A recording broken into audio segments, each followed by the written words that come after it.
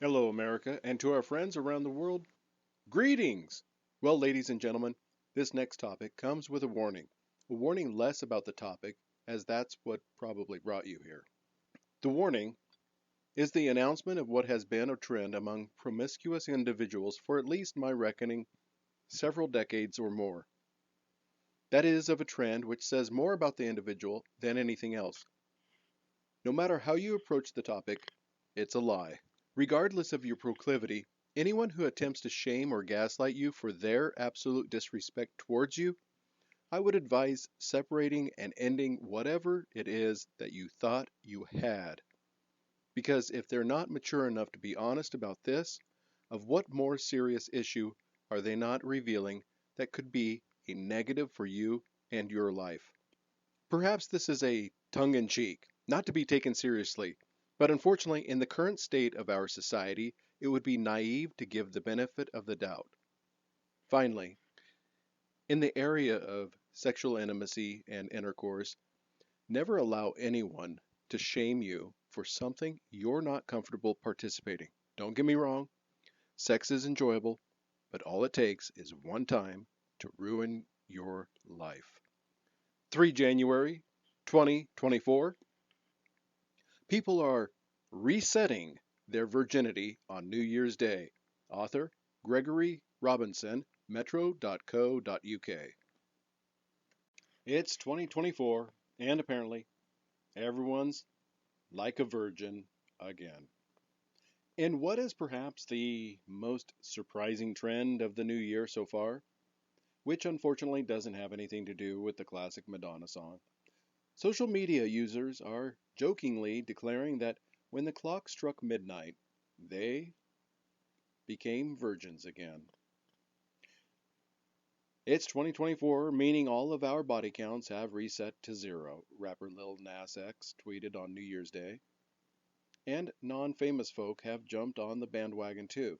Who else woke up a virgin? Asked Huge Ass on X, formerly Twitter. It's a new year, body count back at zero, ladies, wrote Kimberly Olivia. We've heard of New Year, New Me, but this is something else.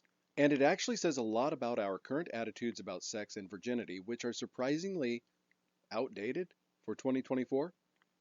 Yep, we're still judging ourselves and each other for the number of people we've slept with.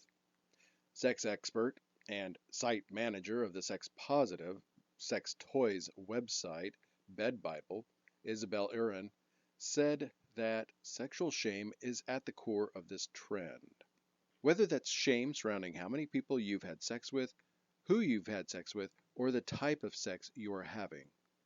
And if there's one thing we're not taking into 2024, it's sexual shame, she tells metro.co.uk. Isabel says we should leave the phrase body count firmly in 2023. It's used to shame people for having either too many or too few sexual partners, she says. I disagree about that. In reality, how many people you choose to sleep with says nothing about you or your sexual abilities. The important thing should be the quality of the experience. The idea of going back to being a virgin also plays into the societally constructed idea that virginity represents purity and this is something desirable. However, the concept of virginity and the morality attached to it is totally made up and has been used as a tool to shame people. Whether you are having sex for the first time or the 100th, the important thing is how you feel about it. Virginity is a societally constructed term and doesn't have a physical, measurable basis, contrary to what many still believe. That is a false statement. And although Isabel doesn't think there's anything wrong with keeping count of the number of people you've slept with, the term body count is dehumanizing. When the number becomes the most important metric or it becomes a source of pride or shame, I think it's time to reconsider what you prioritize when it comes to sex, she says. The term body count really dehumanizes sex and takes out the relational quality of it. It portrays sex as a way of collecting sexual partners like Pokemon rather than a shared intimate experience with another person, people. After seeing the body count and virginity trend take hold of social media, Isabel is hoping that we all change our perspectives this year. Instead of perpetuating outdated ideals of sexual purity, I propose going into 2024 with the intention of embracing sex positivity.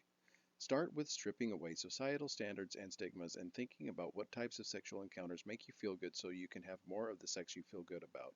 If it wasn't obvious from the reading, this was nothing more than 1. An effort at redefining certain parts of language so that 2. You'll patronize their business because if you're not promiscuous, apparently, you're not buying her novelty toys. Whatever you decide, just be aware of the consequences and that you're comfortable with those consequences, good or bad.